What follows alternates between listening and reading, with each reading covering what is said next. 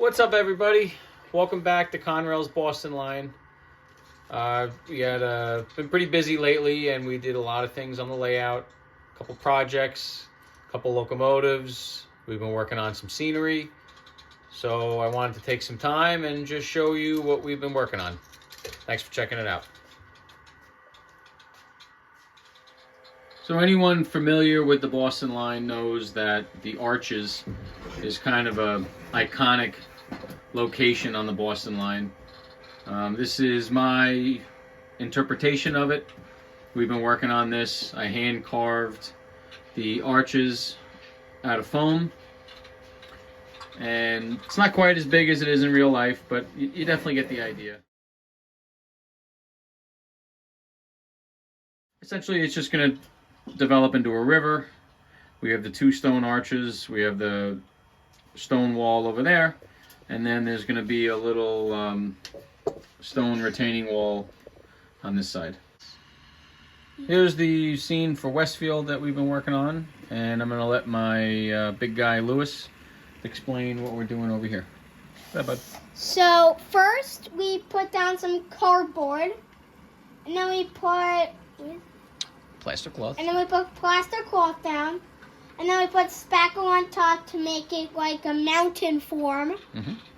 And then we, we smoothed it out with our hands and stuff. Right. And we try not to get it on the track, but my dad forgot to put the tape down on the track. And so that's how we got so far. So this is what we've been working on. Tell them where we are. So we are in Westfield, yep. We are in Westfield, and this is what my dad and me have been working on. Yep. And it's the same thing over there. We put some cardboard down, then we put some plaster cloth. Right. And then we put this sculptor mold down. See that, right? See the sculptor mold?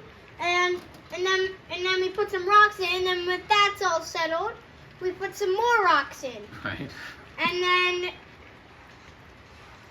next we'll paint. And then we'll paint, and then officially it will be trees, grass, hopefully more rocks, like painted rocks on there. And that is not quite the end of the video, but in our opinion, we choose to let you see the trains go by. So that's about it for the scenery projects. We have a couple new locomotives. The first one is SD50 number 6712. This one is an Atheron ready to run that I ended up doing a bunch of LED work to. It's got obviously markers, ditch lights, step lights. Put the porch light and step lights on. And this one is another new one to the collection. This is a Cato, started life as a Cato ready to run SD40 that we detailed into a SD40-2R. Other than paint and just some minor detail work. Another new addition to the roster is B23-7 1963. It's an Atlas master line with ESU sound. I put my custom sound file into it, did some weathering, little detail work, and notched the plow for third rail access like it is in real life. Another addition is C32-8 6610, otherwise known as Camels. Camels are cool. They were, only Conrail had them. So they're kind of a neat engine, and there's no commercially available model. So any Camel, any C32-8 is going to be either custom or kit bashed. Another addition to the roster is Conrail C36-7 6623. This was a custom project, mostly done by my father. We used a commercially available resin shell and detailed it, painted it, and dropped it on an Atlas chassis. and then I did my usual lock sounds. This one I put markers in the front. For whatever reason, I feel like every time I see a video of the Boston line and you see a pack of C30-7As, there's always a C36 mixed in, and I feel like they're always leading. I asked a couple of buddies of mine who were actually Conrail engineers, and they said, no, there's no reason why they led. There's nothing special about them. I don't know, but when I watch videos, they're always leading. So I figured this engine's always going to lead, so I'm going to put markers in it. And it's, as you can see, it's leading a nice dog pack of early GE power. 6592 is another C30-7A. 6614 is another C32 Camel in the later Ballast Express scheme. And we got 6560, another C30-7A. And the last new engines to the roster are a 4-pack of Rapido B36-7s, 5025. We weathered this one up to represent kind of an as-delivered, 10-year-old paint scheme, thereabouts, somewhere around 1994, 5. 5024 obviously is a little fresher, being that it has the white stripe. Assuming at some point this was repainted, you could tell by the thicker numbers under the cab window. So that's a little cleaner.